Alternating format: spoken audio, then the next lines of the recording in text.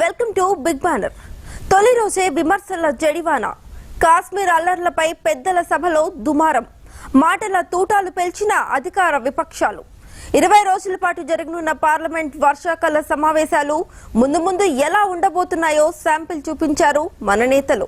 ఇప్పుడే ఇలా ఉంటే రానున్న రోజుల్లో ఉభయ సభలు రణరంగాన్ని తలపించడం ఖాయమనే అభిప్రాయం వ్యక్తమవుతోంది. 3 వాకౌట్లు 6 వాయిదాలతో మాన్సూన్ సెషన్ హాట్ గా సాగే సంకేతాలు సుస్పష్టంగా కనబడుతున్నాయి. మాన్సూన్ ఫైట్ ఇదే ఇవాల్టి బిగ్ బ్యానర్.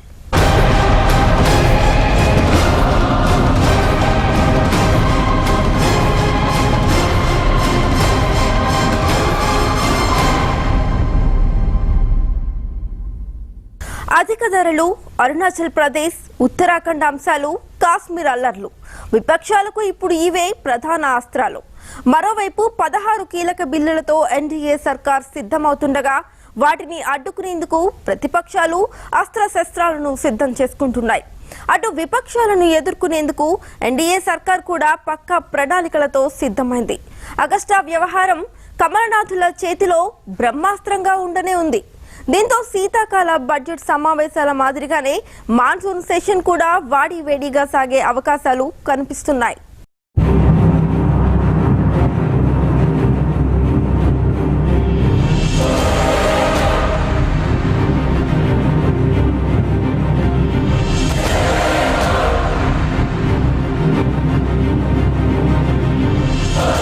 ప్రారంభమైన పార్లమెంటు వర్షాకాల సమావేశాలు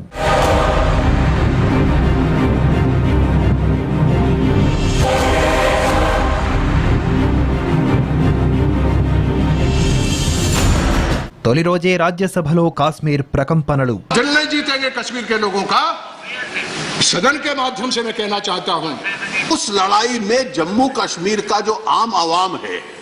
Congress party mission Arunachal, mission Uttarakhand. కమలం చేతిలో అగస్టా ఆయుధం. అస్త్రశస్త్రాలతో సిద్ధమైన అధికార విపక్షాలు. సభ సజావుగా సాగుతుందా లేక వాకౌట్లు వాయిదాలతోనే సరిపోతుందా? ఇప్పుడివే ప్రశ్నలు సగటు భారతీయుణ్ణి వేధిస్తున్నాయి. ఎందుకంటే 130 కోట్ల మంది తలరాతల్ని తీర్చిదిద్దే మహాక్రతువులో బృహత్తర బాధ్యతల్ని నిర్వహించాల్సిన వేదిక మన పార్లమెంట్. జాతికి జవసత్వాలు అందించే కీలక బిల్లుల రూపకల్పన జరిగేది ఇక్కడే. వాటికి ఆమోదముద్ర పడేది ఇక్కడే.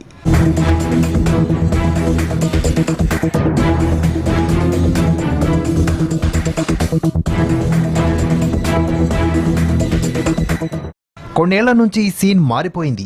పాలక ప్రతిపక్షాలు తమ బలాబలాలను ప్రదర్శించేందుకు వేదికైపోయింది పార్లమెంట్. ప్రజా సమస్యల్ని గాలికుదిలేస్తున్నారు. కీలక బిల్లుల్ని పట్టించుకోవడం మానేస్తున్నారు. కేవలం తాము సొంతంగా రూపొందించుకున్న ఎజెండాలనే పార్లమెంట్లో అమలు చేయాలని పాలక ప్రతిపక్షాలు తీవ్ర ప్రయత్నాలు చేస్తున్నాయి.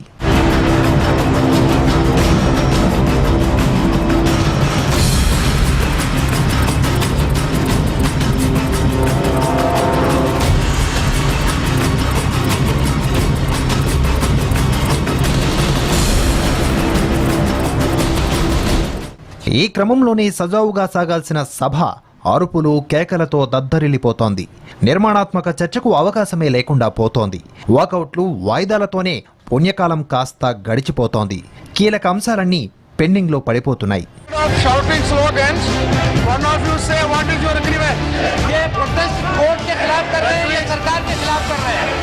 किस चीज का प्रोटेस्ट है कि सरकार ने कोई चीज की है उसके लिए प्रोटेस्ट है या कोर्ट के निर्णय कोर्ट ने जो कहा है उससे प्रोटेस्ट है? इनकी समस्या कोर्ट से है या सरकार से? पहले ये बताइए तो चोरी और सीना चोरी. పార్లమెంట్ ముందుకు వచ్చే బిల్లుల గుణదోషాలను విశ్లేషించి ప్రజల మేలు కాంక్షించి సవరణలు చెప్పాల్సిన బాధ్యత పార్లమెంట్ సభ్యులది, ఆయా పార్టీలది.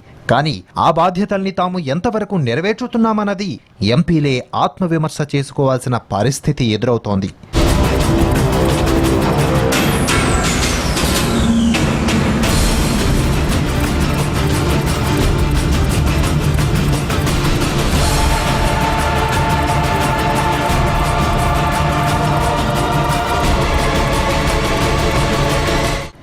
పార్లమెంటు సమావేశాలు విపక్షాల ఆందోళనలకు ఆవిరైపోతున్నాయి. ప్రభుత్వం ప్రతిపక్షాల మధ్య సరైన సమన్వయం లేకపోవడం వల్ల బిల్లుల వ్యవహారం కొలిక్కి రాకుండా పెండింగ్లో పడిపోతున్నాయి. ప్రభుత్వం ఆర్డినెన్సుల మీద ఆధారపడాల్సిన పరిస్థితే ఎదురవుతోంది. గతేడాది శీతాకాల సమావేశాలు, ఈ ఏడాది ప్రారంభంలో జరిగిన బడ్జెట్ సమావేశాల్లో కూడా కీలక బిల్లులకు మోక్షం కలగలేదు.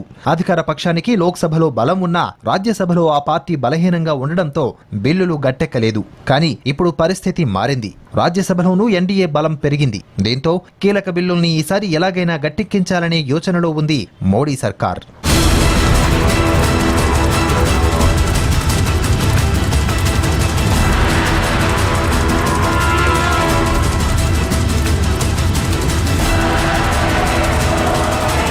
ఉభయ సభల ముందు 66 బిల్లులు, ఈ సమావేశాల్లోనే 16 బిల్లులు.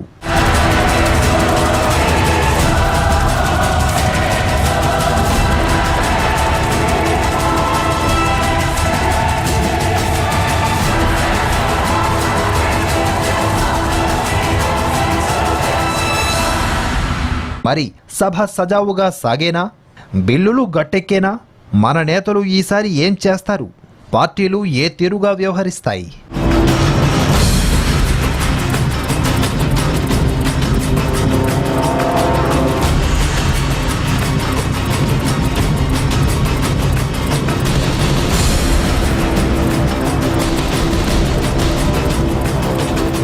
ఊహించినట్టే ఈసారి కూడా పార్లమెంటు వర్షాకాల సమావేశాలు వాడివేడిగా ప్రారంభమయ్యాయి. పెద్దల సభలో అప్పుడే కాశ్మీర్ ప్రకంపనలు మొదలయ్యాయి. కాశ్మీర్ విషయంలో మనం గుణపాఠం నేర్చుకోలేదంటూ విపక్ష కాంగ్రెస్ సభ్యుడు గులాం నబీ ఆజాద్ ప్రభుత్వాన్ని టార్గెట్ చేశారు. मुफ्ती साहब और कांग्रेस का राज भी था, मेरा और मुफ्ती साहब की पार्टी का राज भी था, फारूक साहब का भी राज था, उमर साहब का भी राज था, लेकिन एक सीमा के अंदर मिलिटेंट्स भी मारे जाते थे, लेकिन एक हीलिंग टच की पॉलिसी जिसको मुफ्ती साहब ने कहा था वो भी साथ साथ चलती थी.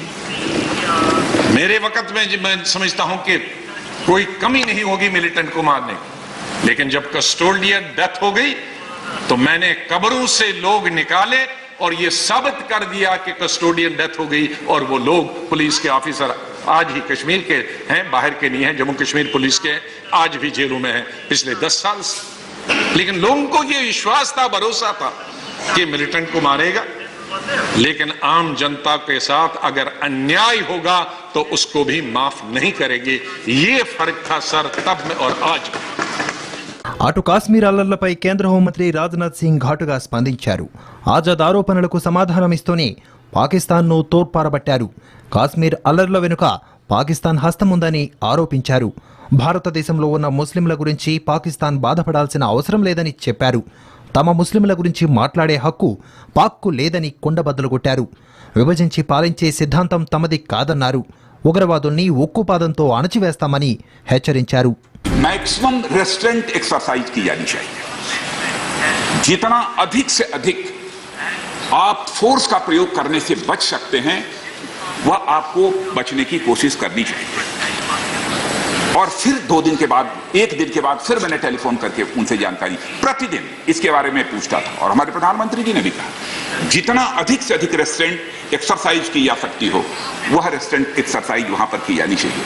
1 बार नहीं, 4 बार, 10 बार. और यही बात हमारी जम्मू कश्मीर की महबूबा मुफ्ती जी ने भी कहा कि मैं भी यही बराबर फोर्स को निर्देश दे रही हूं कि जितना अधिक से अधिक रेस्ट्रेंट वह बरत सकते हैं वह रेस्ट्रेंट बरतें.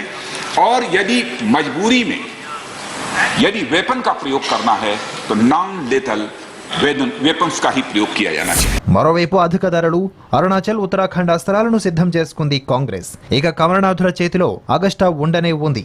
ఆగస్టు 12 నుంచి 20 రోజుల పాటు జరిగే సమావేశాలు వాడివేడిగా జరగనున్నాయి. మరోవైపు పలు బిల్లులను ఆమోదించుకోవడానికి ప్రభుత్వం వ్యూహాలు సిద్ధం చేస్తోంది. జీఎస్టీ బిల్లుకు ప్రతిపక్షాల మద్దతు కూడగట్టిన ఎన్డీఏ మిగతా బిల్లుల్ని గట్టెక్కించుకునేందుకు తీవ్ర కసరత్తే చేస్తోంది.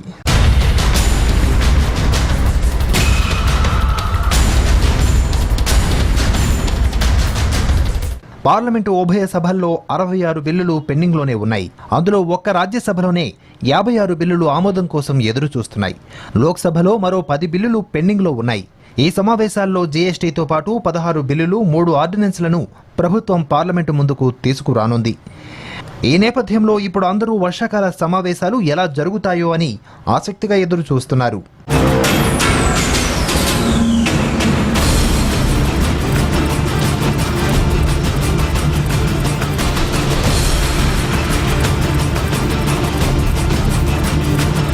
జీఎస్టీ బిల్లు విషయంలో కాంగ్రెస్ పార్టీ సుముఖత వ్యక్తం చేయడం ఈసారి ఎన్డీఏ సర్కార్కు పెద్ద ఊరట. మిగతా విపక్షాలు అడ్డు తగిలినా బిల్లు గట్టెక్కడం దాదాపు ఖాయంగా కనిపిస్తోంది. అయితే కాంగ్రెస్ పార్టీ జీఎస్టీని వదిలి మిగతా విషయాలపై ఫోకస్ చేసింది. కాశ్మీర్ అల్లర్ల విషయంలో ఎన్డీఏ సర్కార్ను ఇరుకున పెట్టడానికి వ్యూహాలు సిద్ధం చేసుకుంది. తొలి రోజే ఆ సంకేతాలు స్పష్టంగా కనిపించాయి.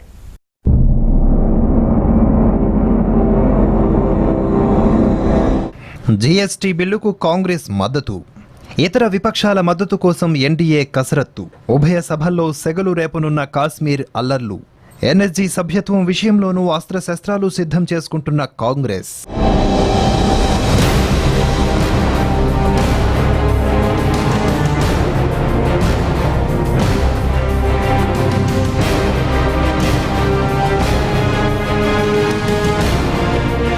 పార్లమెంటు వర్షాకాల సమావేశాల్లో తొలి వారం రోజులు ప్రభుత్వంపై విరుచుకుపడడానికి విపక్ష కాంగ్రెస్ సిద్ధమవుతోంది. అరుణాచల్ ప్రదేశ్, ఉత్తరాఖండ్ వ్యవహారాలపై ఇతర విపక్షాలతో కలిసి ప్రభుత్వాన్ని ఇరుకున పెట్టేందుకు కాంగ్రెస్ సిద్ధమవుతోంది. ఈ రాష్ట్రాల్లో ప్రభుత్వం రాజ్యాంగంలోని 356 అధికరణాన్ని దుర్వినియోగం చేసిందని విమర్శలు ఎక్కుపెట్టే అవకాశం ఉంది.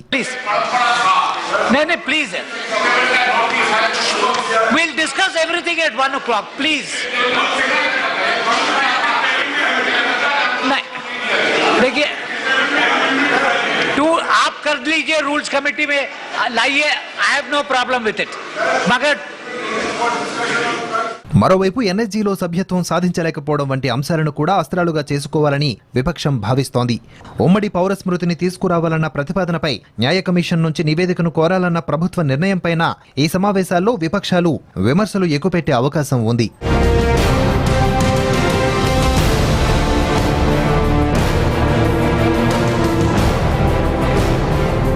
ఇక కాశ్మీర్లో ఇటీవల చోటు చేసుకున్న హింసపై పార్లమెంటు రణరంగాన్ని తలపించే అవకాశం ఉంది.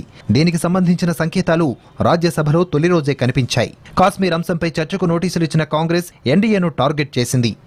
जहां तक कश्मीर के इन हालात और कश्मीर के लोगों और आवाम और जनता से पूरी सहानुभूति दिखाते हुए मेरी मांग है कि एक ऑल पार्टी मीटिंग यहां बुलाई जानी चाहिए, उस पर चर्चा हो, कुछ एक गाइडलाइन बननी चाहिए कि किसको कितना आगे जाना चाहिए, बाहर पब्लिक अटरेंसेस में, टेलीविजन से बाहर। और दूसरा, अगर एक्सेसिव फोर्स हुई है, एक्सेसिव फोर्स का इस्तेमाल हुआ है, उसमें भी तो किसी को रिस्पांसिबिलिटी लेना चाहिए, वो रिस्पांसिबिलिटी फिक्स होनी चाहिए।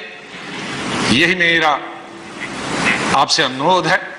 और जहां तक देश की एकता और अखंडता का सवाल है, जहां से मिलिटेंट्स और मिलिटेंसी को देश में किसी भी हिस्से में खत्म करने का सवाल है, देश एक जबान में, चाहे उसकी धर्म, जाति, इलाका कुछ हो, कांग्रेस उसमें आप सबके साथ खड़ी हो जाएगी।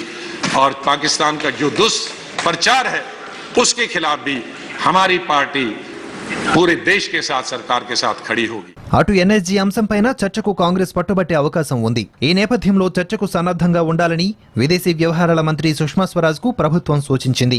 మరోవైపు ప్రభుత్వం ఎంతో ప్రాధాన్యంగా భావిస్తున్న జీఎస్టీ బిల్లుకు ఈ సమావేశాల్లో ఆమోదం లభిస్తుందని ప్రభుత్వం విశ్వసిస్తోంది. ఈ నెల 25న ఈ బిల్లు ఆమోదానికి ప్రభుత్వం మునుపెన్నడూ లేనంతగా కృషి చేయనున్నట్లు తెలుస్తోంది.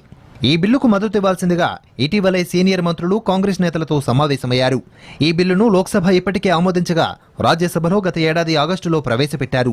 బిల్లులోని కొన్ని అంశాలను సవరించాలని Congress పట్టుబడుతోంది.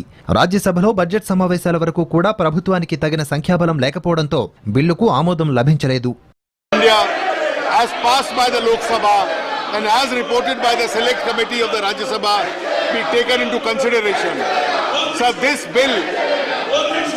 came up for consideration of this honorable house.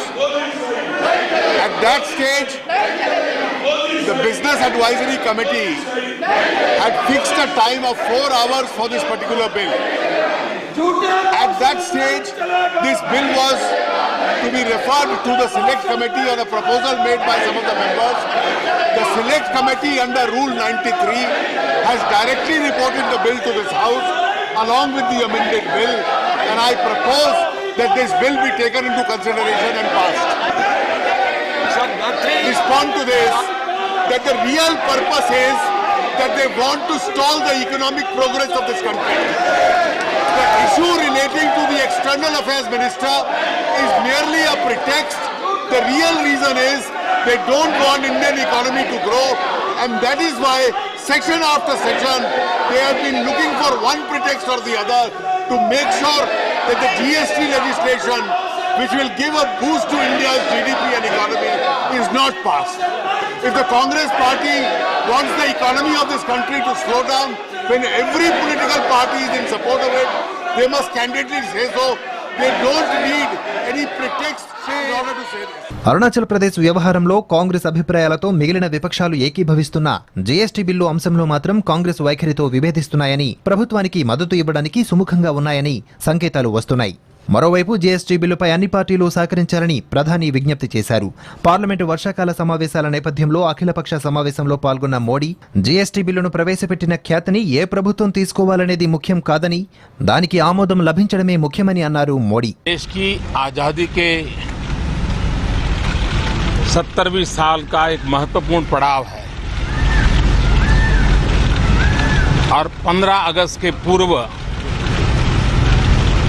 ये सत्र हो रहा है और इसलिए आजादी के लिए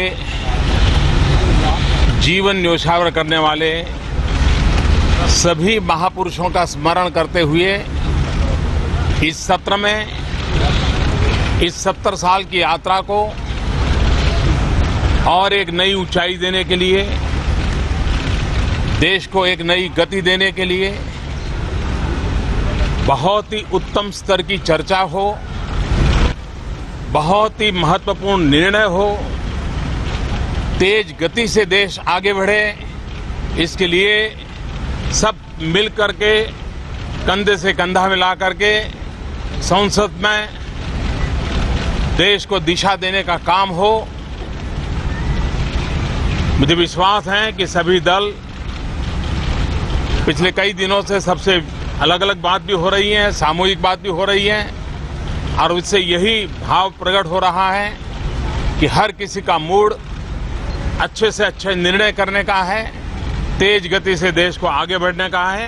ఇక సభ సజావుగా నడిచేలా చూసేందుకు సహకరిస్తామంటూ అన్ని పార్టీలు హామీ ఇచ్చాయని పార్లమెంటరీ వ్యవహారాల శాఖ మంత్రి అనంత్ కుమార్ అన్నారు.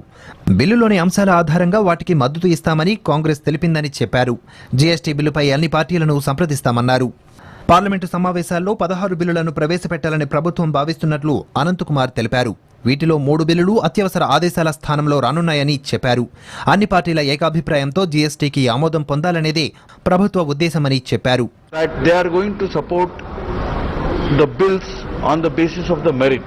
The government that we are ready to discuss all the issues on the floor of the House. We have proposed a list of 16 legislative business for both the houses of the parliament. ఇక GST బిల్లుకు మద్దతిచ్చేందుకు తాము సిద్ధమేనని ప్రకటించారు కాంగ్రెస్ రాజ్యసభ సభ్యుడు గులాం నబీ ఆజాద్. ప్రజల పురోగతికి అవసరమయ్యే ఏ బిల్లుకైనా తాము మద్దతు పలుకుతామని తెలిపారు. అయితే ప్రతిపక్ష పాలనలో ఉన్న రాష్ట్రాలను అస్థిరపరిచేందుకు ప్రభుత్వం అన్ని ఎత్తులు వేస్తోందని ఆరోపించారు. దీనిపై పార్లమెంటులో ప్రభుత్వాన్ని నిలదీస్తామని చెప్పారు. జీఎస్టీ సహా 3 బిల్లుల్ని రాజ్యసభలో ఆమోదింపచేసుకోవాలని ప్రభుత్వం భావిస్తోంది. భారత వైద్య మండలి ఆర్డినెన్స్, దంతవైద్యుల ఆర్డినెన్స్, కాంతిసీకుల ఆస్తుల ఆర్డినెన్సుల స్థానంలో బిల్లులు తీసుకురానుంది. వైద్య విద్యలో ప్రవేశానికి దేశవ్యాప్తంగా ఒకటే పరీక్ష నిర్వహించేందుకు భారత వైద్య మండలి ఆర్డినెన్స్, దంతవైద్యుల ఆర్డినెన్సుల స్థానంలో బిల్లులు తీసుకురావడం తప్పనిసరి. ప్రభుత్వం ప్రతిష్టాత్మకంగా భావిస్తున్న మరో బిల్లు సిఏఎఫ్. అటవీ భూమిని ఇతర అవసరాల కోసం ఉపయోగించుకున్న సంస్థలు పరిహారంగా చెల్లించిన 42,000 కోట్లు కొన్ని సంవత్సరాలుగా నిరుపయోగంగా పడి ఉన్నాయి. ఈ నిధులను వినియోగించడానికి వీలు కల్పించేందుకు సిఏఎఫ్ బిల్లును ఉద్దేశించారు. ఈ నిధిలో 90% రాష్ట్రాలకు వాటా ఉంటుంది. గిరిజనుల హక్కుల పరిరక్షణకు ఈ బిల్లులో అవకాశం కల్పించాలని కాంగ్రెస్ పట్టుబడుతోంది. సవరణ చేయకుండా ఆమోదించడానికి ససేమిరా అంటోంది. ఇప్పటికే ఈ బిల్లుపై స్థాయి సంఘంలో చర్చ జరిగిందని, పార్టీల సూచనలన్నింటినీ చేర్చినందున సవరణ ప్రసక్తే లేదని పర్యావరణ శాఖ మంత్రి అనిల్ దవే చెబుతున్నారు.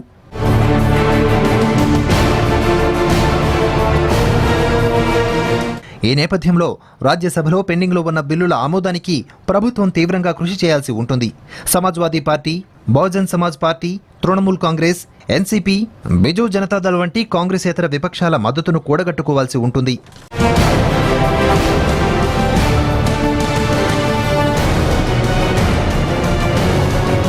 అభ్యంతరాలు, ప్రతిపక్షాల విమర్శలు, కేంద్ర ప్రభుత్వ వివరణల మధ్య 3.5 ఏళ్లుగా జీఎస్టీ బిల్లు పార్లమెంటులో నలుగుతోంది.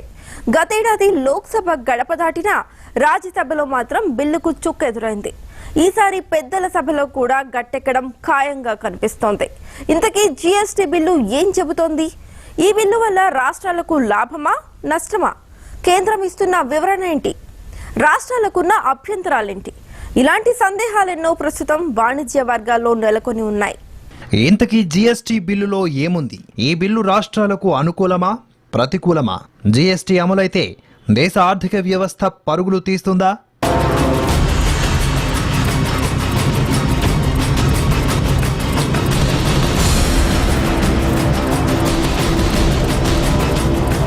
ఇప్పటి వరకు ఒక ఉత్పత్తికి ఒక్కో రాష్ట్రంలో ఒక్కో విధంగా పన్నులు వసూలు చేస్తున్నారు.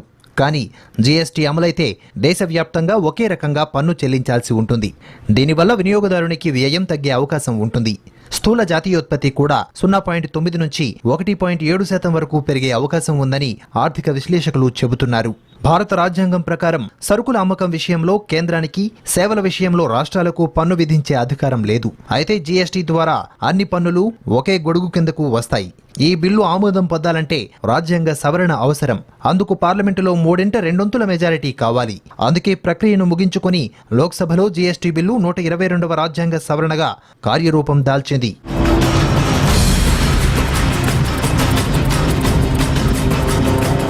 అయితే ఈ ఏకీకృత పన్నుల విధానం వల్ల ఉత్పాదక రంగంలో కీలకంగా ఉన్న రాష్ట్రాలు తీవ్రంగా నష్టపోతాయని ప్రాంతీయ పార్టీల నేతలు వాదిస్తున్నారు. దీనికి పరిష్కారంగా మొదటి 5 సంవత్సరాలు రాష్ట్రాల ఆదాయానికి గండిపడకుండా కేంద్రం సహకరిస్తుందని ఇప్పటికే ఆర్థిక మంత్రి అరుణ్ జైట్లీ స్పష్టం చేశారు. రాష్ట్రాలు నష్టపోయిన ఆదాయంలో మొదటి 3 సంవత్సరాలు 100%, 4వ సంవత్సరం 75%, 5వ ఏడాది 50% వరకు భర్తీ చేస్తారని హామీ ఇచ్చారు.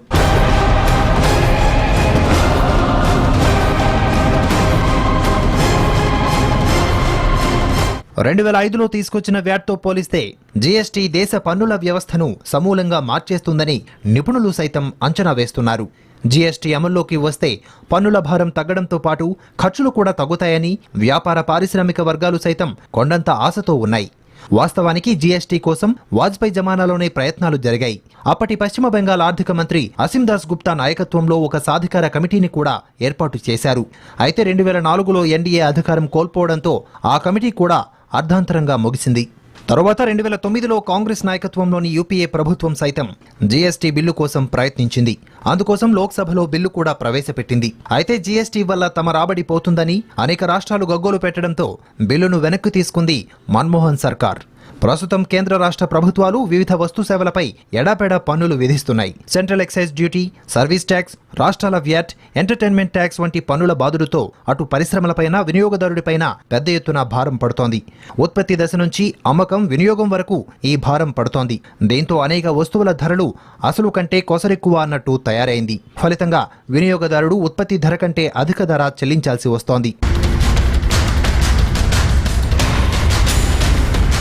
కార్లు, బైకులు, స్కూటర్లే ఇందుకు ఉదాహరణ. వీటి ఆన్ రోడ్ ధరలో దాదాపు 40% వరకు పన్నులే. జీఎస్టీ అమల్లోకి వస్తే వస్తు సేవలపై వినియోగదారుడికి చేరే సమయంలో ఒకే పన్ను చెల్లిస్తే సరిపోతుంది. అంతేగాక జీఎస్టీ దేశవ్యాప్తంగా ఒకే విధంగా ఉంటుంది.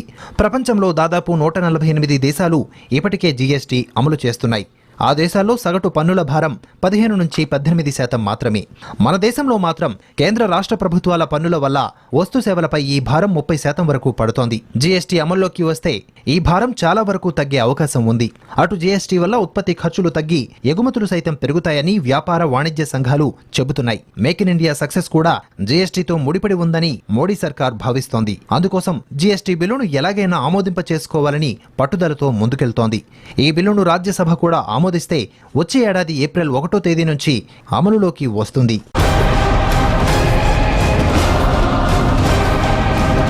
పార్లమెంట్ భారత ప్రజాస్వామ్యంలో అత్యున్నత శాసన నిర్మాణ వ్యవస్థ.